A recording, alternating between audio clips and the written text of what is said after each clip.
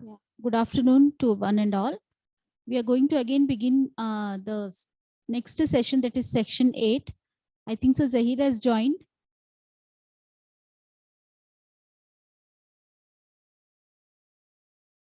A resource person has joined the session. Yeah, good afternoon, Dr. Dasankopa. I have joined here. Okay, fine. Thank you so much. You have been made as a co-host. You can share your screen. Yeah.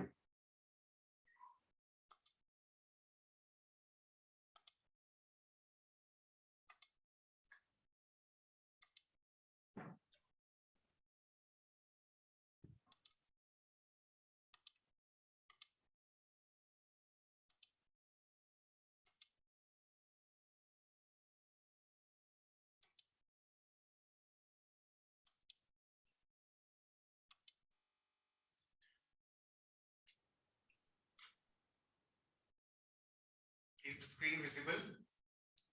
Yes, screen is visible. Okay. Audio is not that clear.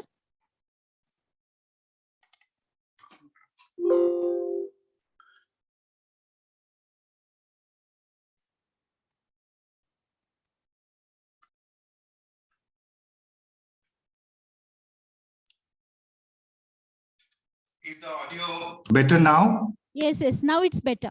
Okay, sure. So shall we begin? Zahir? Yeah, if the contestant participants have joined and no further waiting, then we can start. It's not an issue. No, it's better to start on time. Participants, meanwhile, they'll be joining. Okay. So we'll start the session. Indeed, very good afternoon to all who have joined here, delegates, resource persons. Another very good knowledgeable person as a resource person is there for today's session and on this. And sir will be talking on integration of quality by design in development of nanoformulation. And I request Vivi Naktan to kindly introduce the resource person to all of us. Thank you. Thank you, madam. Good afternoon, one and all. I welcome today's speaker, Shri Zahir Abbas, sir, for this session. It gives me an immense pleasure to introduce today's speaker, Shri Zahir Abbas, Senior Formulation Scientist, China. Sir has done his B.Pharm and M.Pharm from Government College of Pharmacy, Bangalore. Sir is having more than 12 years of experience in formulation development. Sir is presently working as a senior formulation scientist in one of the pharmaceutical company in China. Sir previously worked as an officer in R&D department, Genova Development Service Limited, Bangalore, from April 2009 to June 2010. From June 2010 to September 2019, worked as a senior research scientist, Apotex Private Limited, Bangalore. From October 2019 to till date, working as a senior formulation scientist in one of a pharmaceutical company, China. Sir has published around 30 papers in national and international journals. Sir has attended as a resource person in international conference organized by Shanghai, China in the year 2020. And sir has also attended as a resource person in AICT sponsored QIP programs and IPS sponsored seminars. Sir has delivered many guest lectures at various pharmacy colleges on QBD-based product development and design of experiments. Sir has secured many awards at his career, such as a Special Recognition Award, Peer Award for Excellence from Apotex, Outstanding Performance Team Award from Apotex, Communication Catalyst from Genova Development Service Limited, IDMA Award from Indian Drugs Manufacturers Association. First rank in M.Pharm for Rajiv Gandhi University of Health Science. Sir is well versed in various softwares such as Design Expert, Minitab, Systat, and JMP. With this brief introduction, I request Shri Zahir Abbas sir to deliver the presentation. Thank you, madam, for the kind introduction. At the outset, I would like to take an opportunity to thank the KLE University's College of Pharmacy, Hubballi, for providing me an opportunity to share my expertise with all the faculty of pharmacy sector. At the same time, I would like to appreciate this initiative of AICTE Training and Learning Development Program, especially which is designed for the pharmaceutical fraternity. So with this brief thanking note, I would like to initiate my presentation. Am I good to start? Please, you can start, sir. Okay.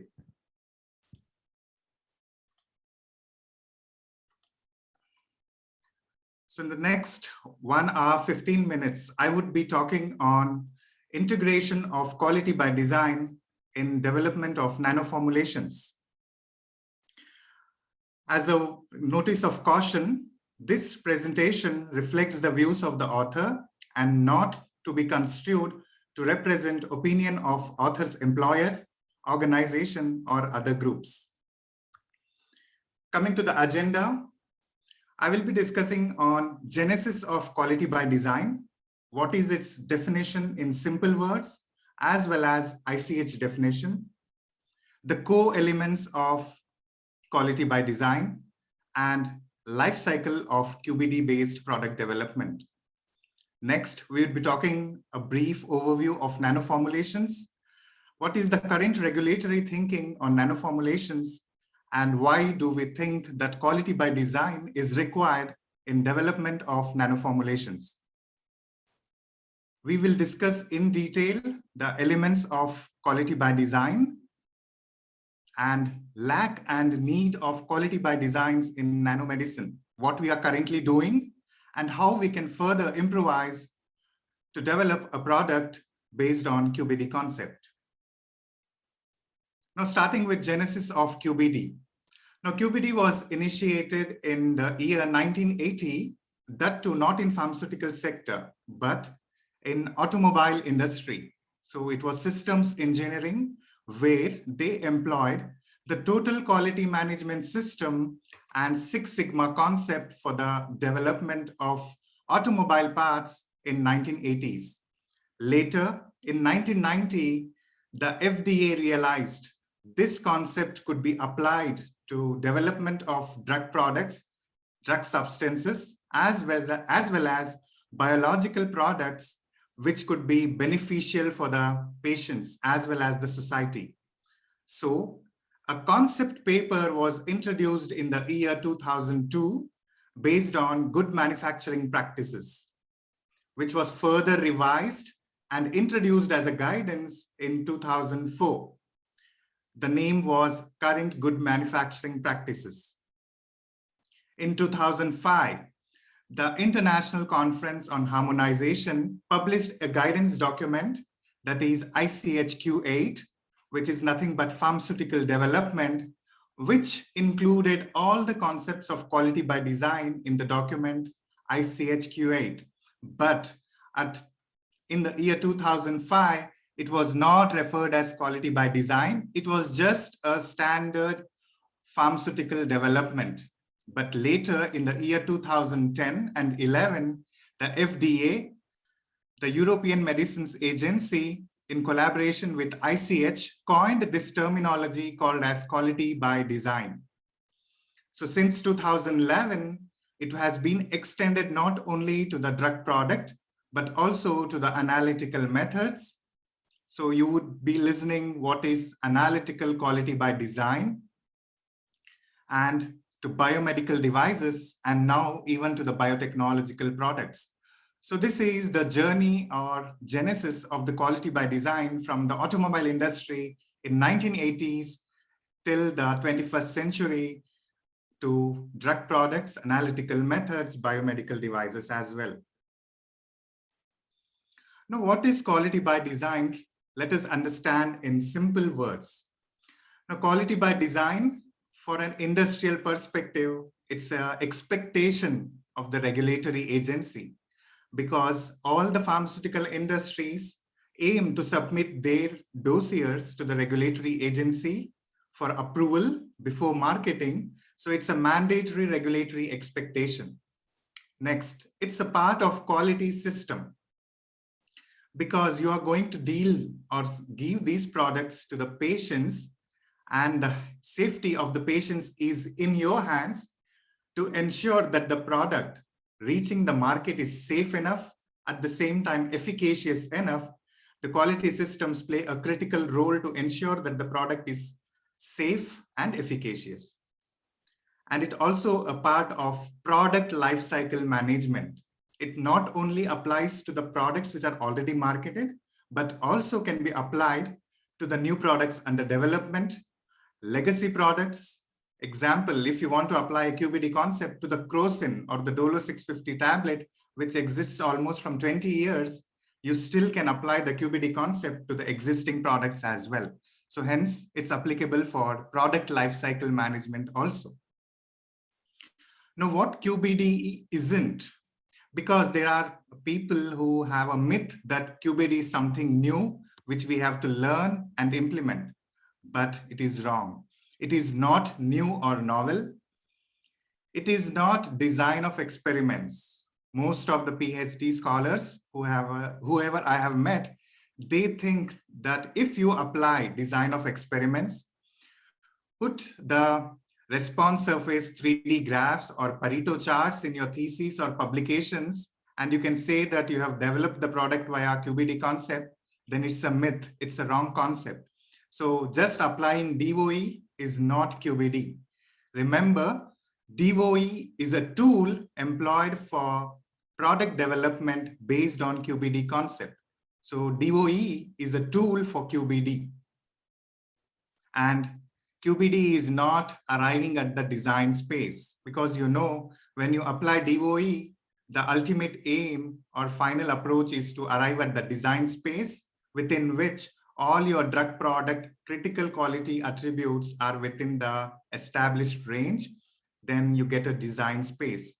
So arriving at the design space doesn't mean that you have developed your product via QBD concept. Now, what does QBD mean? It means to design a product such that it meets the patient requirements, and at the same time, the process, the manufacturing process is suitable enough, robust enough to meet the critical quality attributes. Now, for some of you, the terminologies may be new, like CQAs, CMAs, which I'll be explaining in the upcoming slides. For the time being, you just remember CQAs. QBD means to identify and control the source of variation, because when you are designing a drug product, let it be any dosage form, whether a solid, liquid, nano, or a micro, etc., the initial material is your API, that is the active substance, and excipients or the non-active ingredients. So you have to identify and control the variation source in these particular materials. So QBD thoroughly checks the source of variation in the materials. Now, if you develop a product via QBD concept, what is going to happen to your product? Or what is the advantage you get as an individual as well as for the industries? It leads to higher level of product quality. So the product you develop, it's ensured that it always meets the desired quality attributes. There are no chances of failure. It reduces the product rejects or recalls. So nowadays you usually see in paper or on the FDA website, there will be n number of recalls. If there are mix-ups or cross-contaminations, or if the product fails to meet your assay or dissolution, that immediately try to recall from the market. So if you develop your product via QBD-based approach, there is a possibility that the product rejects and recalls can be significantly reduced. It also leads to first cycle approval. So whenever you submit a regulatory dossier to the agency, it usually takes, especially in FDA, 18 months to 24 months to review the dossier, have questions or queries, So the applicant has to answer these queries, and if the reviewer finds it satisfactory, then the product will be tentatively approved, after which you manufacture the process validation batches. So during this course of time, it's like 18 to 24 months. And during this period, there will be n number of exchanges between the question and the answer between the regulatory agency as well as the applicant. So in order to reduce this number of question and answers, you can implement using QBD approach. If your product is developed via this concept, most of the answers can be available immediately on spot without doing any additional studies. So this leads to instant approval of the dossiers. So instead of 18 months, there is a possibility, if the market need is high, within 12 months also you may get a approval, fast cycle approval. Now, as I said, QBD is not new or novel. It was already woven into regulatory documents, but the name was not QBD. Like example, the US Food and Drug Administration had a guidance on process validation, which included a concept of risk-based approach, which talked about process development, TOE, control strategy, process qualification, equipment qualification, and continued process verification. These all terminologies were a part of process validation guidance, which was published by the FDA, but it was not named as quality by design. But when you collate all these studies in your application, it is nothing but development of a product via QBD concept. Additionally, the International Conference on Harmonization had different guidances in place, like ICH Q8, which is pharmaceutical development, Q9, that is quality risk management, Q10, pharmaceutical quality systems, and of late published Q11, development and manufacture of drug substances. So in simple words, if you are thorough in ICH Q8, Q9, and Q10, it is nothing but you are a well-versed QBD statistician or a scientist. Because when you read these three guidances, it talks about product development via QBD concept. It talks about all the concepts which are present in the process validation guidance. So ICH Q8, Q9 plus Q10 is equal to quality by design. Now coming to the ICH definition of quality by design.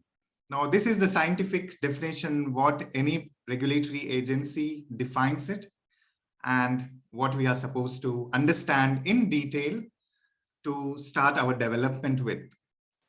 The pharmaceutical QBD is a systematic, scientific, risk-based and a proactive approach.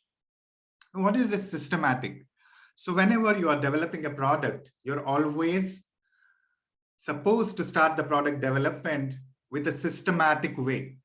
Rather than a random way, you start your product development with literature survey or the review of literature. Then you have procurement of API and suitable excipients. Then you start your compatibility or the drug excipient compatibility studies or the pre-formulation studies. Physicochemical characterization of the API and excipients.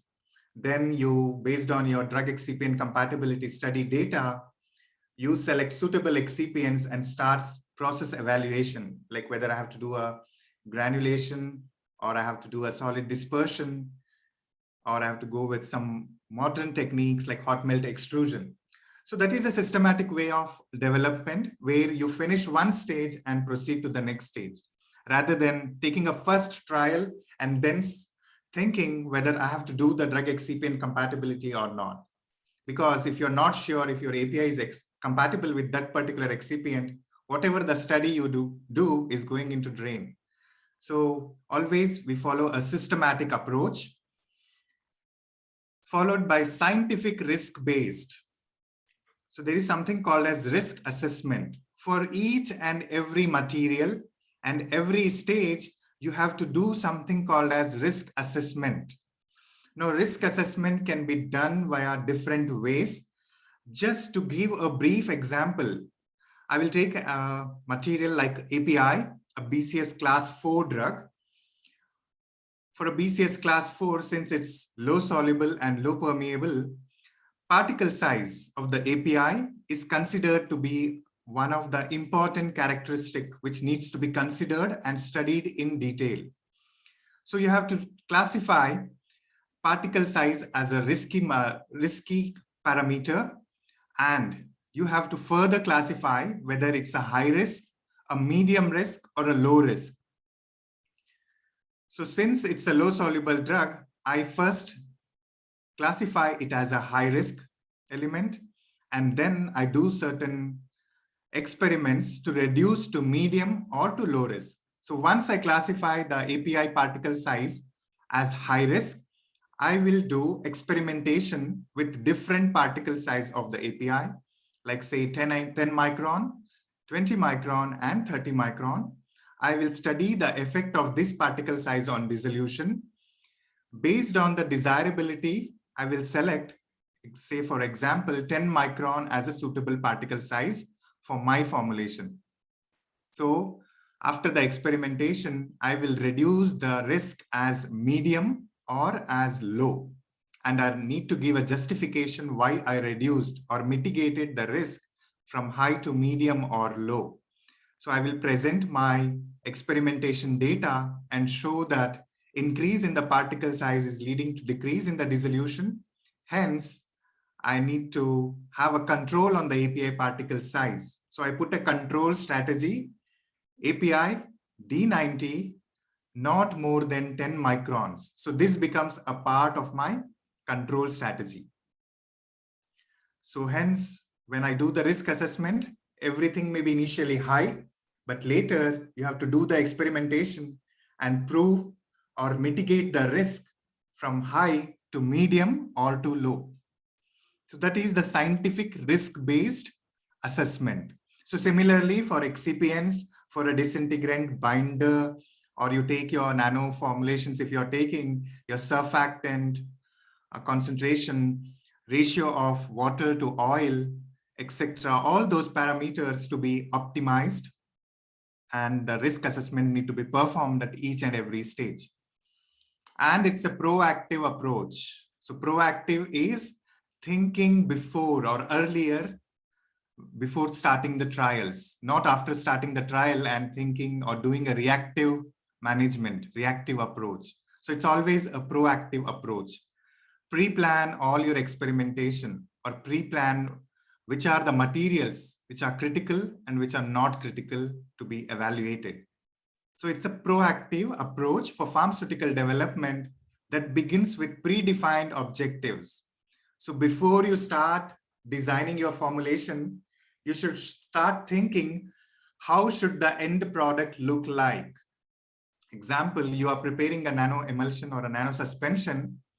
You have given the proposal to the university or to the industry. So you have to first think how my product should appear, whether it should be a transparent formulation or a translucent, whether I should present in a glass container or a HDPE bottle, whether I should have a dropper, filler, etc. So you should think how the final end product should look like and start going backwards,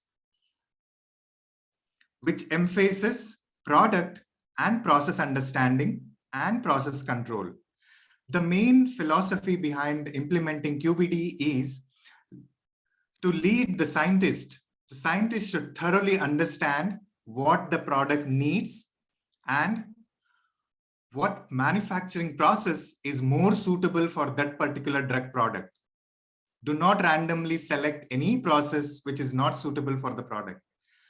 You have to justify each and every stage, each and every material you use in your formulation, each and every unit operation you use, whether mixing, solubilizing, or homogenizing, for how much time, how much RPM. For each and every parameter, what you are recommending, there should be a reason.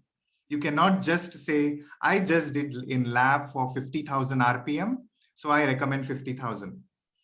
I don't know what happens if I increase to 70,000 or reduce to 20,000 RPM. So such sort of answers are not expected.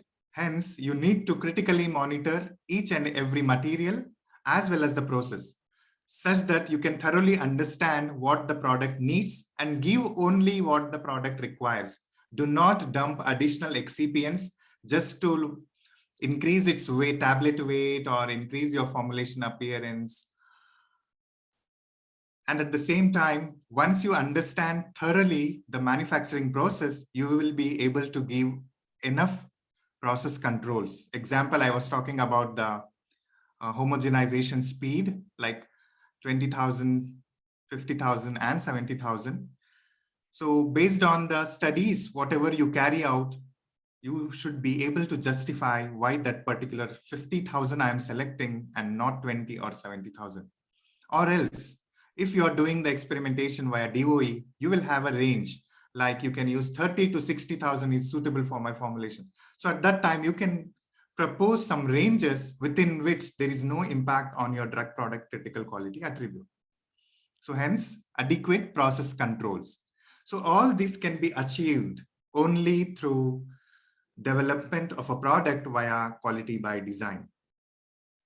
On the right-hand side, if you see, there is a life cycle of QBD-based product development, which has 6 main tasks. So whenever a new project is allocated to you, you start literature survey and patent survey if applicable. And then your first work is to identify these 6 main tasks before you start doing any experimentation. Now, what are those 6 tasks? We will study in the elements of QBD. So remember, there are 6 main tasks, and relevant to these 6 tasks, there are 6 deliverables like CQAs, CMAs, CPPs, and there are 4 go and no-go tests. Those are nothing but if you find some difficulty or some failure at this particular stage, these are decision-making steps. So you cannot go further. You have to go back and correct yourself where the mistake would have happened and then proceed to the next stage.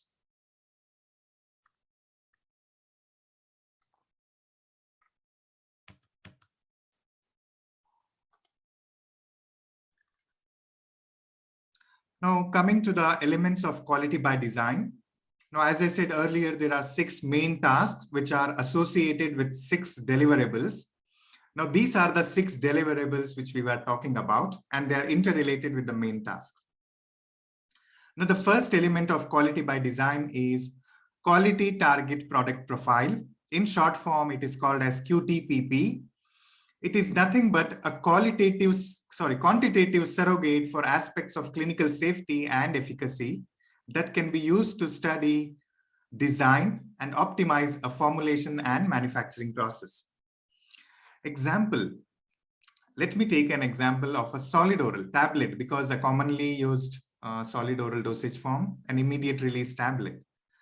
So whenever you manufacture the batches in laboratory, every batch you cannot test for clinical safety and efficacy, because you're not going to do the BA or BE assessment for each and every batch, because you're not going to invest so much of money in understanding the behavior, PK behavior of this molecule.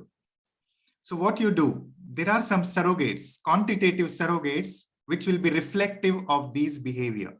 Like example, if you want to estimate the content of drug in your formulation, you do assay, which is an indirect measure, impurity profile or dissolution.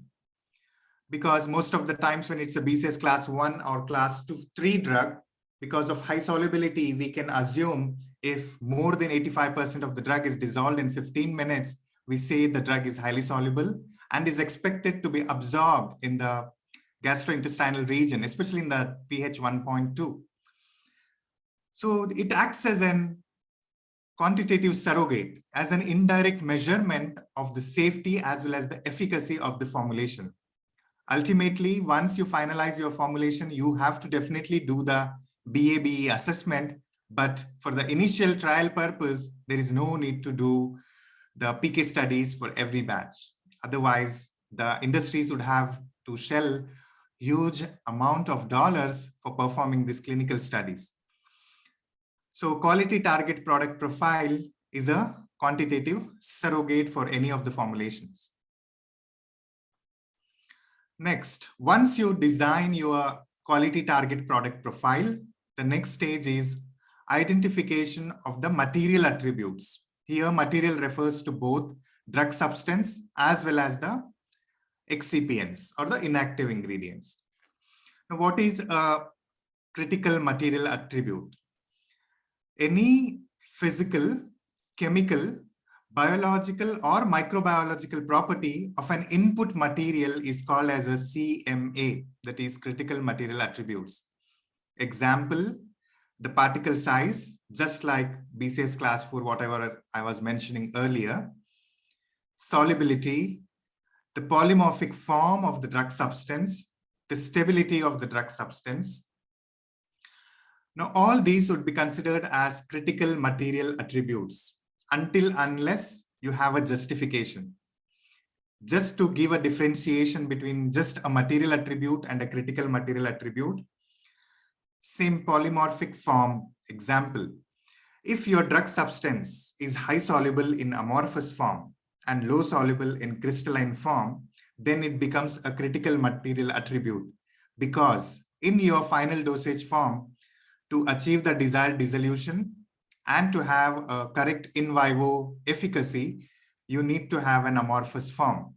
If it's crystalline, maybe the therapeutic efficiency would be low in vivo and the dissolution would be lower in vitro.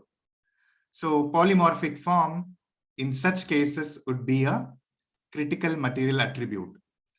If, say, for example, another molecule, irrespective of whichever polymorphic form, whether crystalline or amorphous, in crystalline maybe form 1, 2, 3, or 4, irrespective of the any polymorphic form, if your dissolution is not affected, then it's just a material attribute. You don't have to worry whichever polymorphic form it is. It is stable and it is suitable for your formulation. And in vitro or in vivo, it will not have any significant impact. Hence, it becomes just a material attribute. If it is having a different behavior in vitro, in vivo, then it becomes a critical material attribute. Next is critical quality attribute. It's nothing but, again, a physical, chemical, biological, or microbiological property of an output material. Now, you know that the input material is API and the excipients. So the output material is ultimately your dosage form or the finished product, whether it's a tablet or a capsule or a liquid, etc.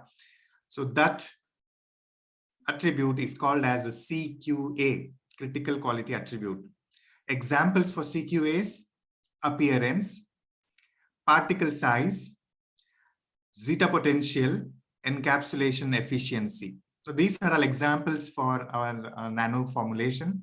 Like particle size, you know, it's a very critical for nanoparticles. One of the important CQA, zeta potential, considering the stability of the formulation, we have to critically monitor the zeta potential, and the encapsulation efficiency or the entrapment efficiency is again a critical quality attribute. If it's a tablet, then the CQAs will be different. It may be like assay, dissolution, disintegration time. Appearance may not be significantly impacting. It may be just a quality attribute, but not a CQA for tablet, because most of the tablets would be coated and the appearance would not be given much importance unless it has some severe black spots available on it. Until then, it's just a quality attribute. Next, coming to the process parameters. So to manufacture the drug product, you have input material and you have a dosage form. But to arrive at the dosage form, the material has to be treated with some unit operation that is nothing but the manufacturing process. Now, any parameter which influences the CQA of the drug product are called as CPPs, that is critical process parameters.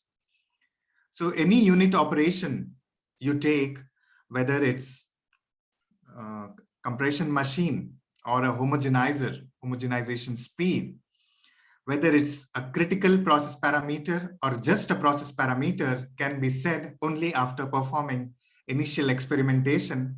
And based on your drug product CQAs, you can say whether it's critical or a non-critical process parameter. Example, let's say particle size of the nanosuspension is influenced by the homogenization speed. If you reduce the homogenization speed, say less than 10,000, then your particle size will be micro rather than nano. Hence, your homogenization speed becomes a critical process parameter, which has to be monitored and studied in detail. Similarly, duration of agitation. If you agitate the suspension for 5 minutes, 10 minutes, or 15 minutes, and you see that 5 minutes, it's not sufficiently homogenized, it requires at least 10 minutes, then your target time would be minimum of 10 minutes. But at the same time, you need to also study what happens if I go further increase to 12 minutes or 15 minutes. So based on that, you can propose a process control for the critical process parameter. Design space. Design space is a multi-dimensional combination and interaction of input variables and process parameters that provide assurance of product quality. To understand design space, you have to assume a 3D structure where you have material attributes, you have quality attributes, and you have process parameters on one side. And you have to arrive at a zone where all your drug product CQAs are met. So you will have like particle size, I want less than 100 nanometer, zeta potential minus 30 millivolts, encapsulation efficiency more than 80%. So you have set your targets for your dosage form. So in which region all these criteria are met, that particular region is your design space, which is just an interaction. You get the interaction or the areas of your material concentration and the process ranges, the manufacturing process ranges, which in collaboration will give you a product of desirable quality attributes. So that zone is called as green zone. If you play within that green zone, always your product meets your criteria. If you are out of the green zone, then it leads to failure of the drug product to meet the CQAs. And finally, from these learnings of CMAs, CQAs, and CPPs, you're supposed to put a control strategy, which is a planned set of controls derived for raw materials and for process variables. So control strategy should be available for the raw materials, that is your drug substance and excipients, and also for the process variables. Like for the manufacturing process, also you can have a control strategy, like homogenization speed, 20,000 to 70,000 is your operating range, but control strategy would be 30,000 to 50,000 or 60,000 RPM. So control strategy can be a part of your specifications. That's why we have drug substance specifications, which will be acting as a process control. So what I will do in the API specification, I will put a particle size control. Every time the manufacturer has to give me a D90 of less than 10 micron. So that is a control strategy. Similarly, for the excipients, most of the times you will come across excipients with different grades. Example like mannitol, mannitol 100 SD, mannitol 200 SD, mannitol 160C, etc. So you put an additional control by providing a grade specific excipient. I want to use only mannitol 200 SD. So this is grade specific, which also acts as an additional control rather than just specifying mannitol.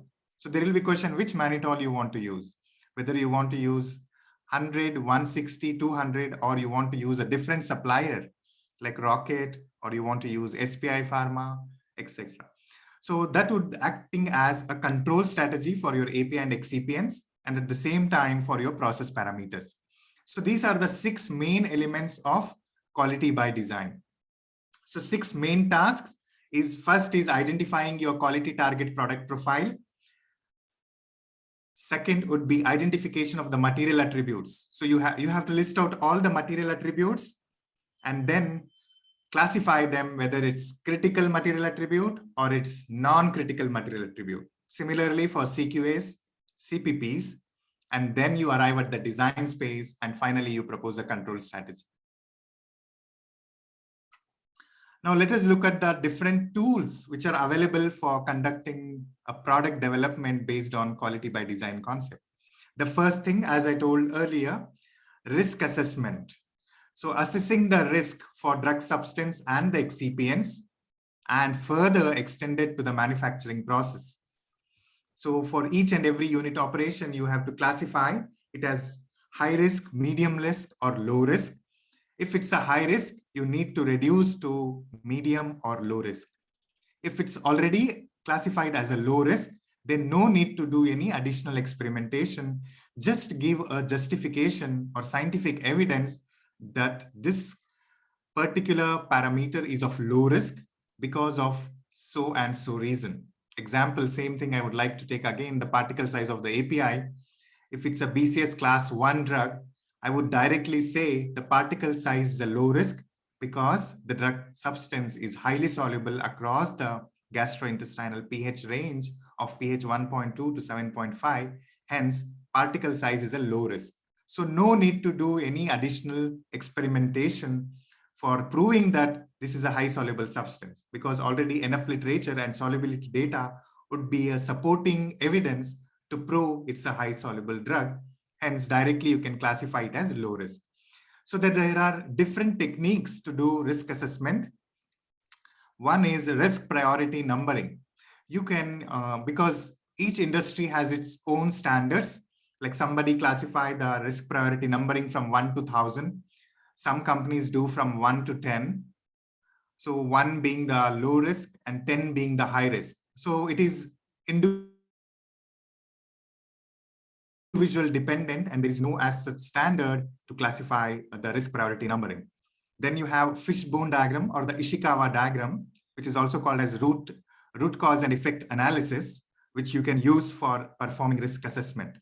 Then you have failure mode effect analysis, FMEA, to classify the risk.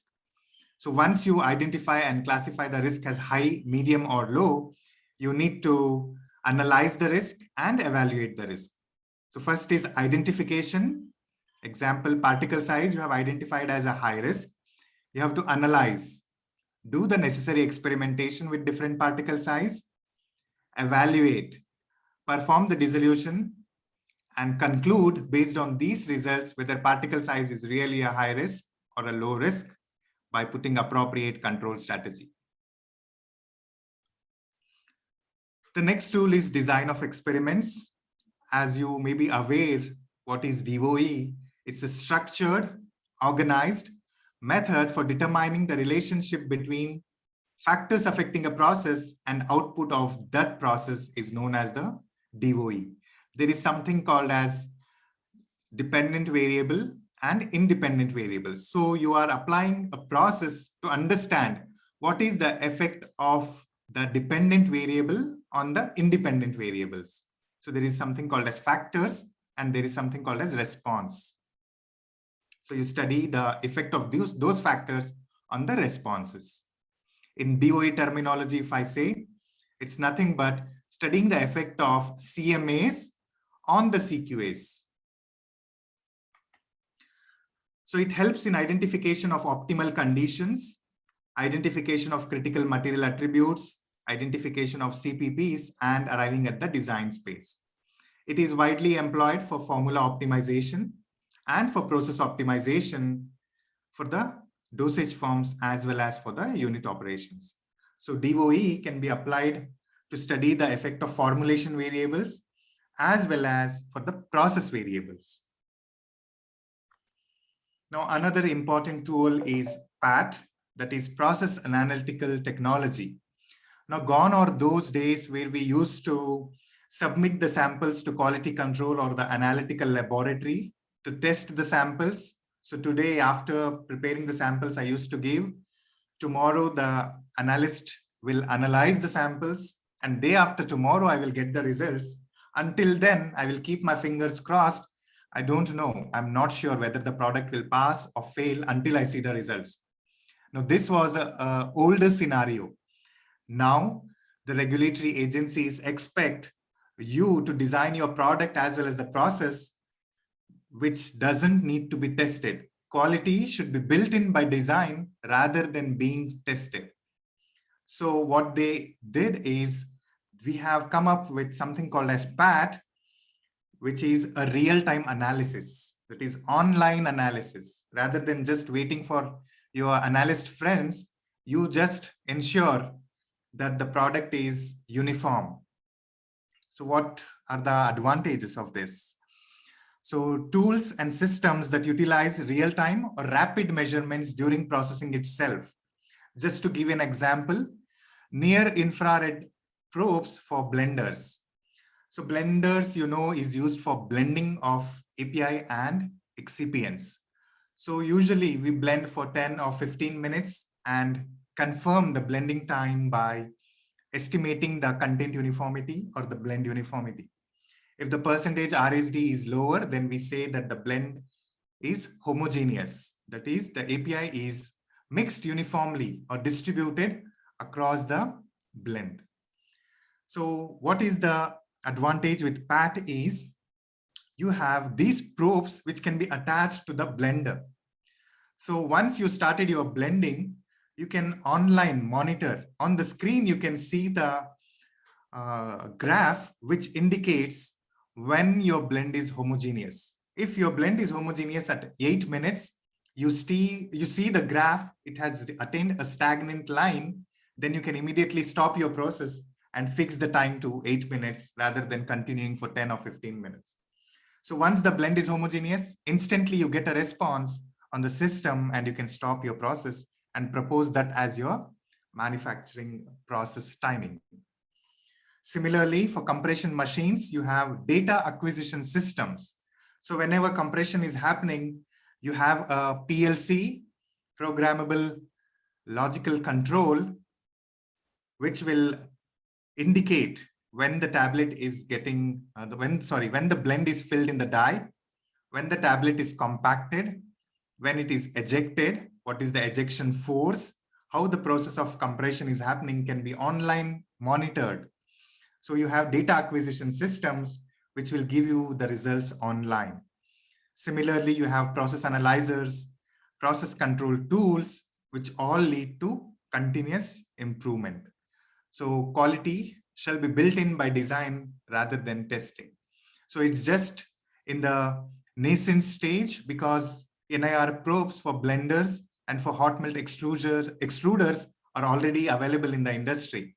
But for the compression machine, we don't have as such now, which can just measure see the tablet and say what is the assay. Such system haven't arrived yet. So still there is a lot of improvisation going on, and we have to look out what are the further new things which will come into the industry. Now, that was a brief overview for quality by design, its elements and its tools. Now let's move on to nano formulations. Now on day one of the faculty development program, I heard an eminent speaker who spoke more on the basics of nano formulations, which made my work easier. And at the same time, yesterday also one of the speaker had dealt in detail about nanoparticles. So I would not take much time on explaining what are nanoparticles or nanosystems. I would just quickly rush through these slides. So you know that nanosystems are vehicles with the particle sizes in the range of 10 to 100 nanometer. And these are compounds which are dissolved in or encapsulated in or attached for the drug delivery, usually targeted drug delivery. Now, nanoformulations can be classified based on their functions. Like some nanoparticles, their role may be enhancement of solubility and permeability. Some are designed for targeted drug delivery, some for intra and subcellular delivery, and some are intelligent drug deliveries, like responsive to specific environment. Now, on the right-hand side, you see the number of nanoparticulate formats currently available for pharmaceutical applications, starting with nanoemulsions, particles, quantum dots, colloidal gold, liposomes, etc., etc. So let's look at the evolution of nanoformulations. It goes back to 1965, where liposomes were developed, which further were evaluated for polymeric systems like nanoparticles in 1976. Then there were dendrimers and modified liposomes, that is pegylated liposomes, in 1980s. But initially we could see that they were only on the lab scale. But post in 1995, there was a breakthrough from Janssen Pharmaceuticals when Doxil, a liposomal doxorubicin, was launched in the market, which was the first FDA approved nanoparticulate formulation for marketing. So Doxil in 1995 is a breakthrough liposome formulation which entered from lab to market. Later, we had a series of formulations in the market which were manufactured using nanoparticulate technology, like amphotericin B in 1997, lioprolide acetate in 2002, estradiol and nanomycilase in 2003. So similarly, if I look at the recent approvals in 2018, Onpattro, a nanoparticulate siRNA, silencing RNA, was developed by one of the new company called as Alnylam, a US-based company, which was approved by FDA.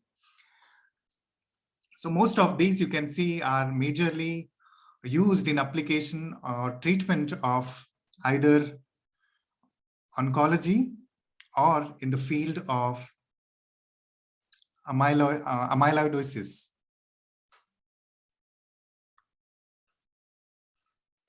Now, looking onto the regulatory landscape of nanoformulations, we have a guidance from FDA, which was published in around 2009 for liposome drug products, which still holds good for the products which are developed using a liposome technology. And we have another two guidances which entirely talk about nanomaterials. What are the requirements for a drug product if you want to manufacture in the form of a nanoformulation? So there are FDA guidances like drug products, including biological products that contain nanomaterials. It's not only to the drug substances, active ingredients, but also for if you are using any colorants in your formulation or any food ingredients, you also need to consider the other guidance which was published in 2014, guidance for the industry, assessing the effects of significant manufacturing process changes, including emerging technologies on the safety and regulatory status of food products. So currently these three guidances deal with the nanoparticulate formulations, which are currently available for the general public in the FDA website. On the right-hand side, if you look at the different type of nanoparticulate dosage forms, work from 1973 to 2015, 33% of the research activities have been carried out on liposomes. Followed by liposomes is nanocrystals, followed by nanocrystals is emulsions, nanoemulsions. So most of the work is being done on first 5 to 7 formats like liposomes, nanocrystals, emulsions, iron polymer complex, miscellase, drug protein complex, and drug polymer complex. The later, whatever we can see, is a very minimal work being carried out on these particular formats, but majorly, since you can see liposomes already in the market, so more amount of research or focus is being on this particular format of the nano formulation. Now, why QBD is required in nano formulations? Why not as such a regular development? Numerous factors are impeding the industrial production and clinical translation. Example, factors that influence the physicochemical characteristics of nanosystems are not fully identified. Whenever we are developing formulation, we are not thoroughly understanding what the product exactly requires, or what are the physical parameters to be considered, physical as well as chemical parameters to be considered during the development. They pose large spectrum of health challenges. Example, because the main aim of nano, if it is for solubility enhancement, so it leads to reduction in the dosage. And if they are for targeted drug delivery, they increase in the bioavailability, change of biodistribution, increase of drug action or instability. So these are some of the challenges which are being faced, which leads to incorporate QBD-based development. Problems exist pertaining to particle size variability, low encapsulation efficiency, unsuitable surface charges, and inhomogeneous shapes. Hence, cannot be moved from lab to industry or to market. Synthesis procedure for some of the formulations is far from simple, scalable, and cost-effective. So it's difficult to scale up and requires a lot amount of capital for commercialization. So these challenges limit the industrial production, which must meet reproducibility requirement.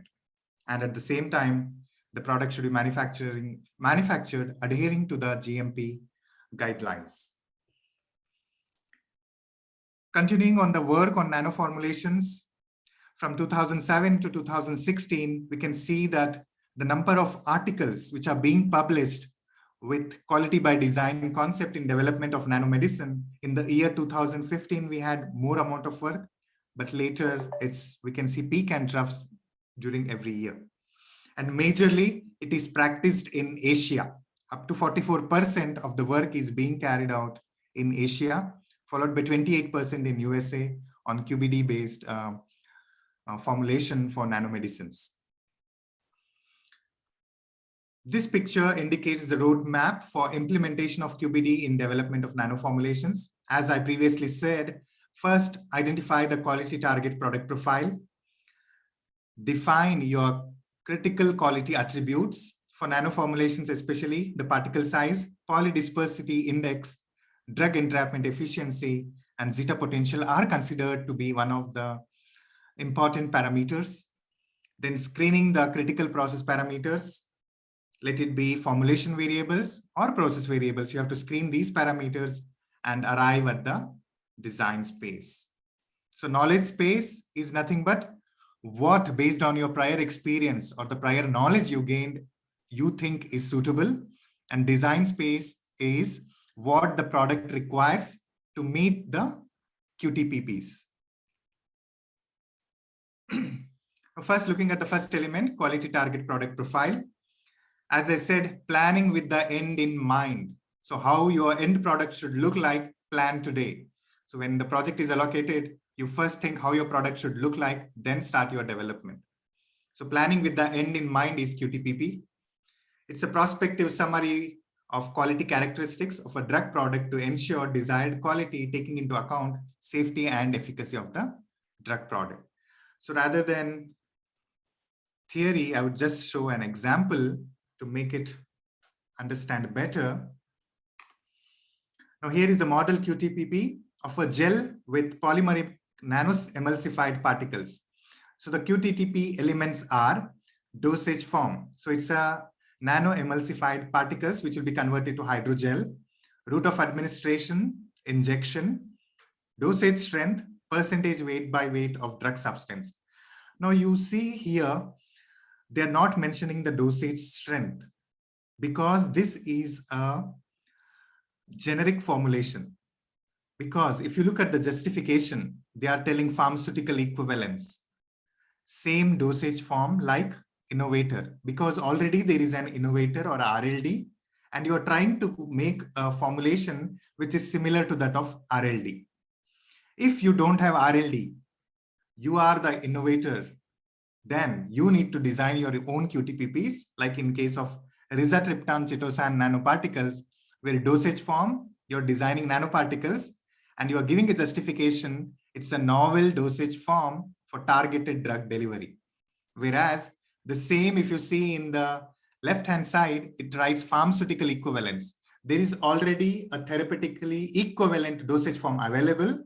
I'm making a dosage form similar to that of available in the market. So this is for generic formulations, and this is for a new formulation. So dosage design, sustained release nanoparticles, particle size. So this is the range what they are targeting, 350 to 650 nanometers.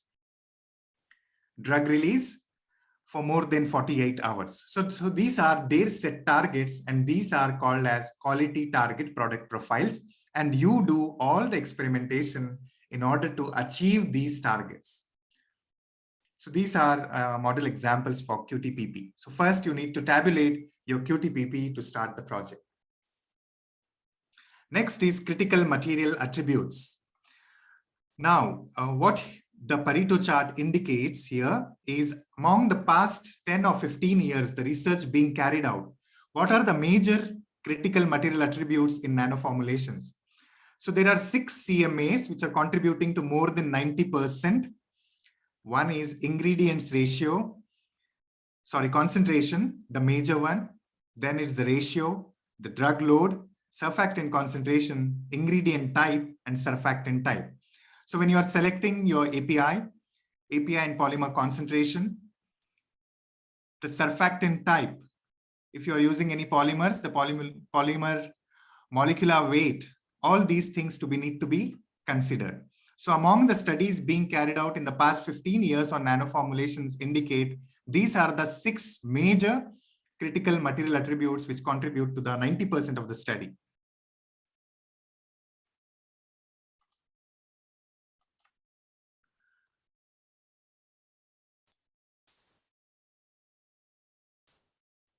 Yeah.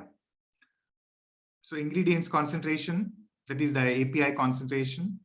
Ingredients ratio, these can be solvent to anti-solvent ratio, organic to aqueous phase ratio, drug to polymer ratio, volume ratio between oil phase and water phase. So depending on the type of process you are selecting, these will change. The drug load, the amount of drug you want to entrap in the formulation, and surfactant concentration. You can also study different types of surfactants like non-ionic or cationic or anionic. Then once you select a suitable surfactant, you can optimize further the surfactant concentration.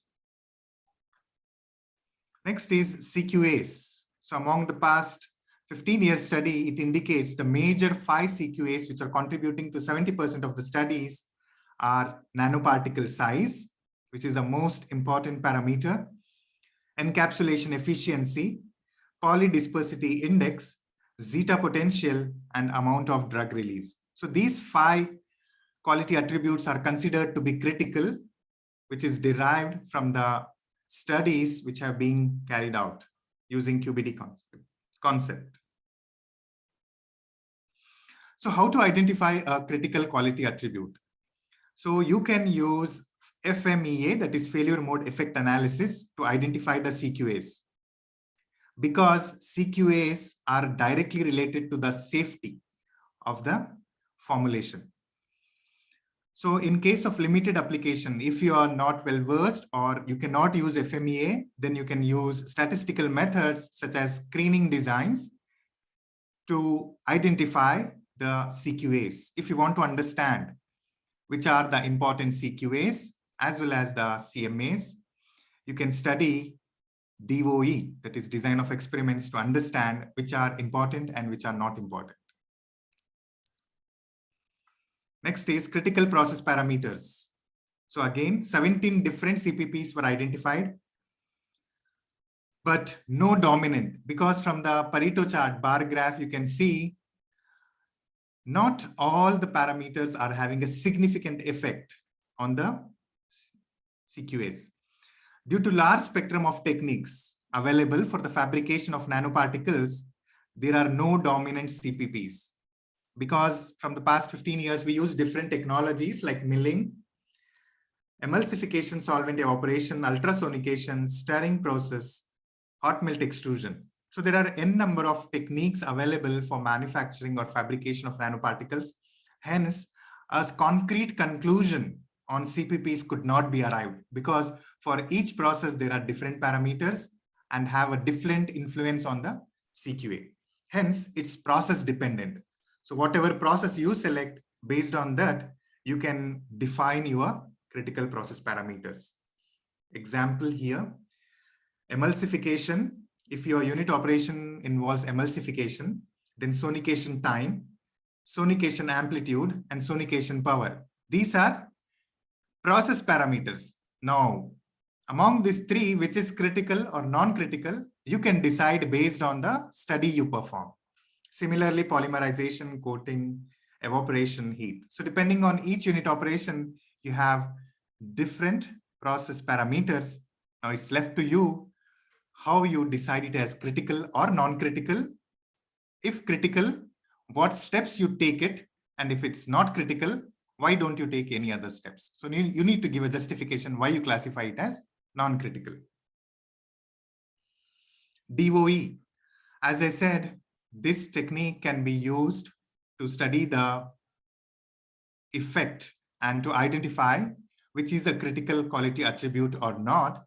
You can use screening designs like factorial or fractional factorial designs or Plackett-Berman design to understand which factor is critical. So in most of the studies, you see face-centered cubic design is being used. So this is one of the optimization design. So there are two types of designs. One is screening design, the others are optimization designs. Screening designs, factorial and Plackett-Berman. Optimization designs, face-centered designs, Box-Benken design, which is or Box-Wilson design, and optimal designs. Apart from that, there are mixture designs, which is a different topic entirely.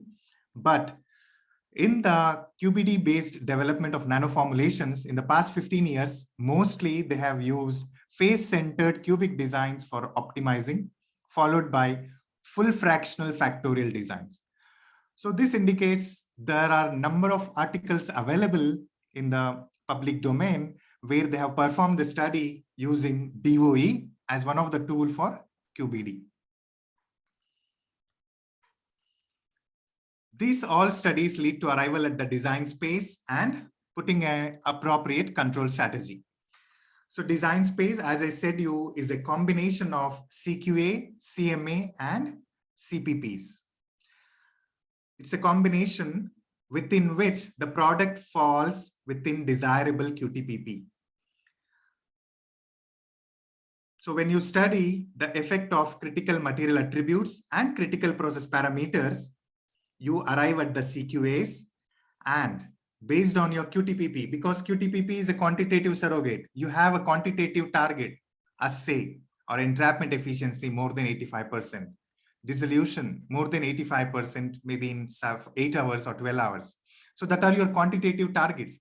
In order to achieve those quantitative targets or the CQAs, you arrive at a space from effect of CMA and CPP. So this combination will lead you to CQA, which will ensure that your product meets the desired quality targets. And control strategy, QBD control strategy is dynamic and has two levels. There is level 1, which is automatic. This is nothing but PAT, where you have online monitoring of the CQAs. And level 2 is a reduced testing. After formulating your dosage form, to have an immediate result, you just tell them to first test CQAs, like first test assay and dissolution. Remaining parameter like appearance or identification test, they can do later. But first, for me, critical is the quality attributes like assay and dissolution. So we will perform those testing first and ensure they are meeting the criteria. But preferred is level 1 rather than level 2. So when you start your product development, you know everything. That is the knowledge space, because that everything you have learned from your school, college, your professors, and your prior experience. Now, what your product requires, you apply all your knowledge and learn that my product requires only this orange colored zone. That is nothing but the design space. Now, further, design space is a broad range, because everything you will have in the ranges like 10,000 RPM to 20,000 RPM, 5 minutes to 20 minutes. So that is the design space. But for the production manufacturing or the production operator, you need to give a target. If you say run at 5 to 20 RP, 5 to 20 minutes, it is his wish. Today he will run at 10 minutes homogenization. Tomorrow he may do 15 minutes. So there will be a lot of inconsistency, even though you can meet your CQAs, but it leads to inconsistency. Hence, you put something called as a control space or a control strategy, where you say that I am going to fix 10 minutes as my homogenization time. Even though my design space 5 to 20 minutes, there is no effect on the drug product CQA, but still I give something mid-range or a suitable range like 10 minutes is suitable. So that's the control space what you are putting.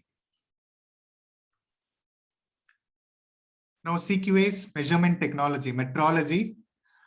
To measure the CQAs, there are different techniques. Most commonly used is dynamic light scattering, followed by high performance liquid chromatography, followed by TEM and X-ray diffraction. So these are the most commonly used evaluation techniques for the nanoformulations. So implementation of process analytical technology in manufacturing processes to measure online is still a challenge, especially for a nanoformulations. It's still a challenge.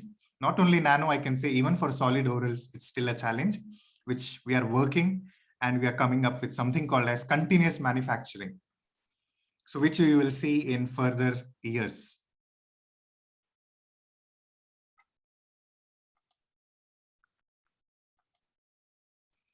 Now, to whatever I have said, to understand better, you can refer this particular article, which is published in Journal of Pharmaceutical Sciences in 2013, which I have just taken an example, where the authors or the researchers first identified all the possible CMAs and CQAs, material attributes and the process parameters. So you can say that, you can see that drug PLGA in organic phase, PLGA molecular weight, PLGA terminal group type, surfactant percentage, all these 6 are material attributes, and homogenization rate and homogenization duration are process parameters.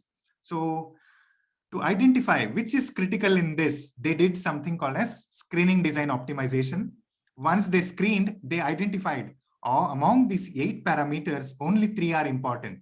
That is drug in organic phase, surfactant, and homogenization rate. So they did optimization using Box-Benken design.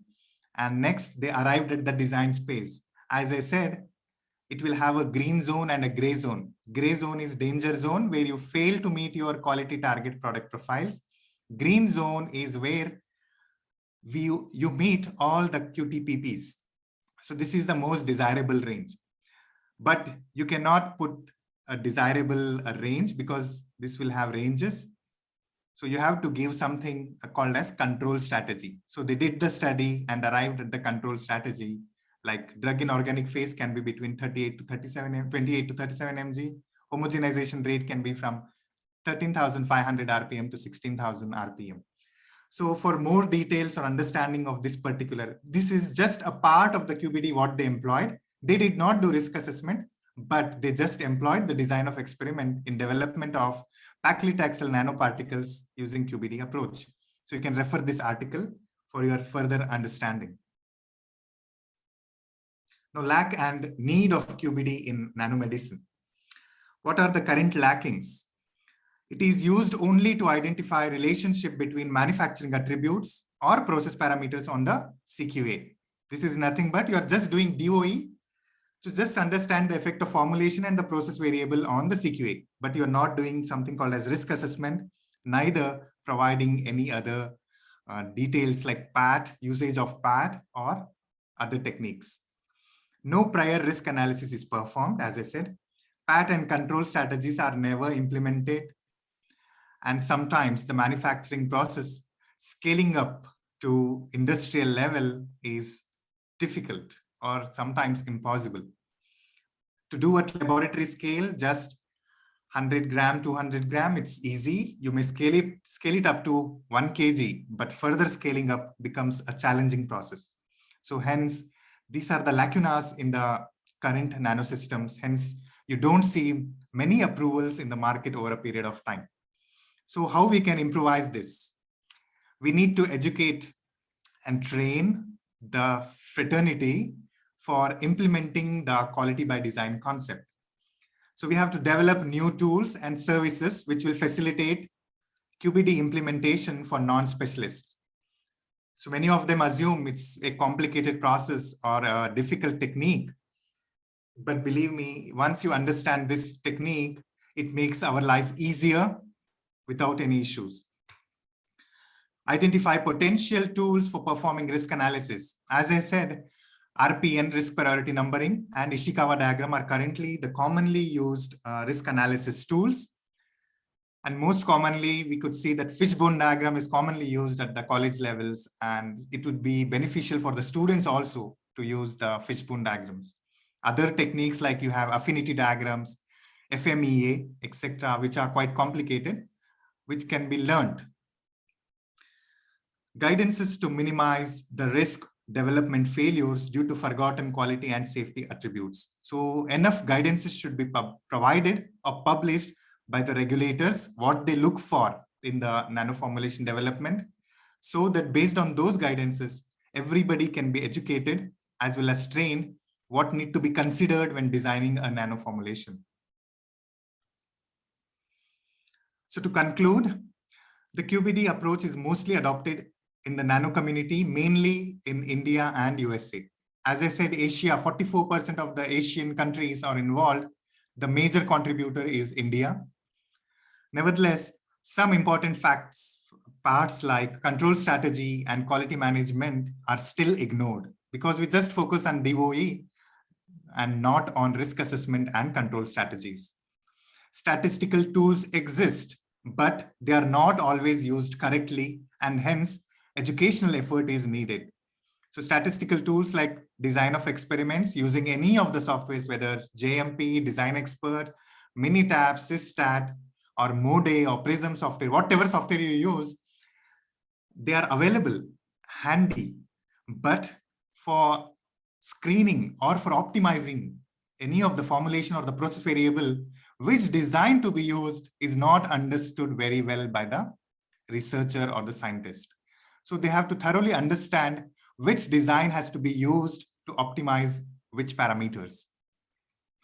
QBD success relies on the synergistic relationship between chemists, physicists, biologists, statisticians, and engineers. So it's not only the pharmacists.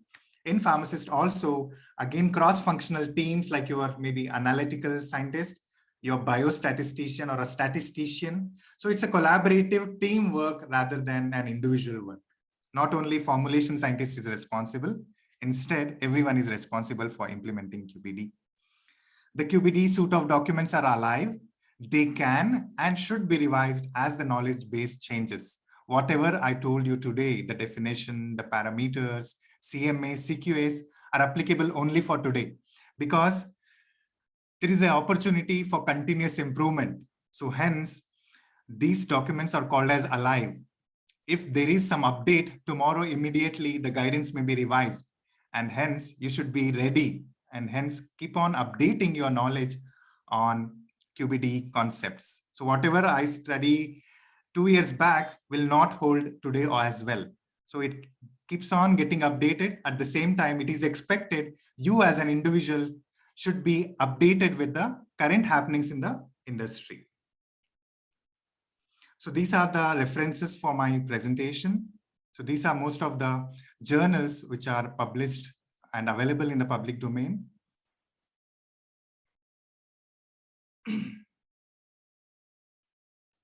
So time for questions. Before that, let me thank you for your attention and providing me an opportunity to present myself over to you.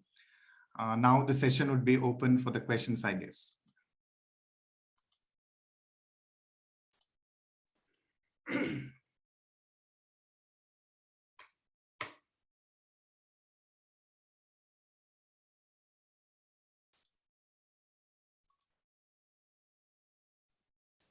Okay.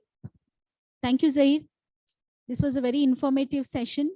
And every time when we go through the QBD sessions, every time we learn something new about it. I request you to kindly unshare your screen and we will go for the questions from the delegates. Okay.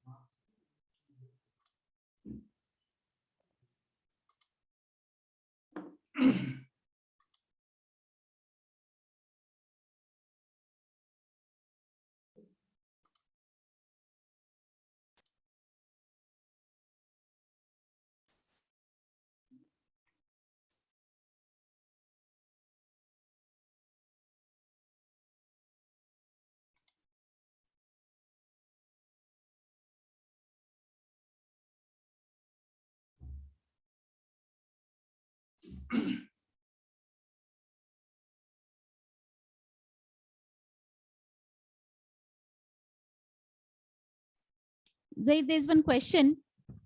Yeah. Whether the implementation of QBD prevents the occurrence of change control in pharma industry. It cannot completely prevent, but it can reduce to a certain extent. Because implementation of QBD cannot assure, because we do something called as risk assessment. That's why when we do risk assessment, we classify it as high, medium, or low. And we never say it's no risk, because there is a possibility only we can reduce to a certain extent or minimize it. We cannot completely eliminate the risk. So the possibilities of the change controls can be reduced significantly, but cannot be eliminated completely. Okay, I hope sir has answered your question. There's one more question. As all the delegates are constantly putting that your session was very informative. There's one more question. What is the role of polynomial equations in QBD or DOE? Okay. Thank you. This is a very good question. Even though not relevant to the topic, but it's a completely different topic of design of experiments. Now, since you study the formulation and the process variables, maybe individually or together in a screening or a optimization design, usually you have linear equations or polynomial equations derived based on the effect of responses. Now, linear equation will just help you in understanding the effect of main responses. Like example, if you have a drug to polymer ratio, you can study the effect of drug to polymer ratio. And if your response is the particle size, if I increase the drug to polymer ratio, what is the effect on particle size? That is the only relationship you can arrive at with the help of linear equation. When you apply for the polynomial equation, you try to understand what is the effect of drug to polymer ratio and other dependent variables like your maybe homogenization speed, homogenization time, whatever the other parameters you are studying can be evaluated with the help of a polynomial equation. So it gives an interaction effect, whereas linear equations give only the main effect. So to understand the effect of formulation as well as the process on that particular CQA, you have to arrive at a polynomial equation. Okay, to add on to the polynomial equations generally give us at what concentration each variable can be altered, putting into the coefficients what are obtained. And then DOE is a part of DOE is generation of polynomial equation. The bigger Equations, the yeah. coefficient, that has more impact, as well as the negative sign and the positive sign will tell you what is the positive impact or the negative impact of that particular excipient or a variable which is taking place in the whole formulation. That is what actually it means. There's one more question. Are the Six Sigma and QBD same? Or No, they are not same. They are not same. Six Sigma is a completely different concept where you study about DMAG, but in QBD, you are not going to study. It's just in QBD, there is a part of some statistics which is involved, which is derived from the Six Sigma concepts, but it's not completely Six Sigma. okay. So can you just highlight what actually is Six Sigma concept?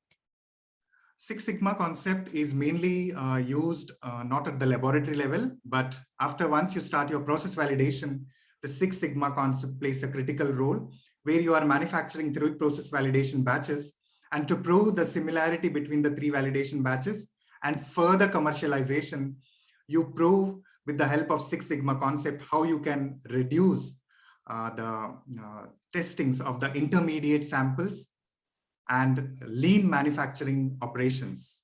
To arrive at these lean manufacturing, you can use this Six Sigma concept. So it's more of production and commercial operation rather than at the R&D level.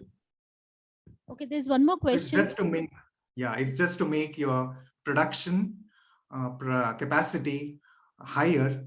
So we use these lean manufacturing concepts. Okay, there's one more question. Can we use QBD for excipient development? Yes, it can be. It can be used for excipient development or excipient variable optimization. Even 2 different suppliers, if you want to evaluate, you can go ahead with optimization. There's one more question. QBD and DOE for tablet binder disintegrant. Is this possible to be used? Can you suggest some model for development? It is possible.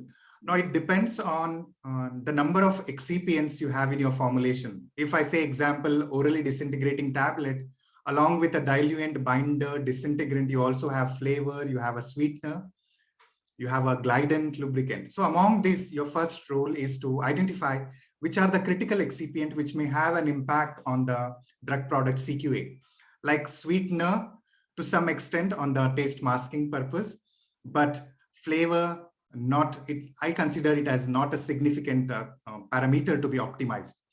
Whereas your binder, disintegrant, and lubricant. So based on your prior experience, you can shortlist among these 8 to 10 excipients which are critical. Then you can start with optimization. If you are unable to say among these 8 or 10 excipients which is critical, then I suggest do screening design first, use of factorial designs or Plackett-Berman design or even Taguchi designs. Based on the learnings or output of these designs, select among the 8, 3 or 4 excipients, then go for optimization using response surface designs like Central Composite or Box-Benken. There's one more question. Can we use QBD for excipients development, especially for functionality like tablet binder, etc.? Yes, it can be used. Even many of the excipient manufacturers, to say an example, Colorcon or Dow Chemicals, when they arrive for a HPMC of different viscosity, they do QBD studies, something called as QBD studies, where they use hydroxy and propoxy content as the dependent variable. So different polymers with different propoxy and hydroxy content, they will try to evaluate to arrive at a final excipient grade or the viscosity. Next question. Any references for statistical methods for the QBD in formulation? Statistical methods, you have Banker and Rhodes, that is the modern pharmaceutics. That is one textbook which most of them refer. Apart from that, there are few experimental techniques statistical experimentation techniques, but also you can refer review and research papers to understand better rather than just textbooks. Just go through the literature available in the public domain where they use DOE for the development of the dosage forms. Okay. I hope sir has answered almost all the questions. Yes, it was a very informative session. I think so. Timasheti sir has joined. Our resource person for the previous session, Timasheti sir has joined. He has also conveyed that this was a very excellent presentation. I have heard Zahir's presentation maybe more than 12 times. So every time, that's what I was telling. Every time when I listen to Zahir, it will be something different. And always his presentations will be excellent. That's why I thought that other delegates also can make use of it. That is the reason I called Zahir. Every time the basics gets more and more, you can say, enriched when the presentation is very informative. Thank you so much, Zahir, for your sharing your valuable time and working off your office hours and sharing your presentation and also giving a very knowledgeable session to all my delegates over here. Thank you so much. Now I request Naktan to give a vote of thanks. I thank Shri Zahir Abbas sir for giving us such a wonderful and informative presentation. I also thanks all delegates. Thank you, sir. So for the delegates, the link has been given in the feedback here in the chat box, as well as the link has been given in the WhatsApp group and to your emails also. Kindly give your feedback through this link. And for tomorrow's session, we will rejoin at 9:15 a.m. Okay, in the morning for the first session by Vandana Patrawale madam. She is a professor from ICT Mumbai. So her session will be the first, followed by Aditya Murthy's session. And we have one more session on Zahir Abbas tomorrow at the same time, which we started today at 3:15.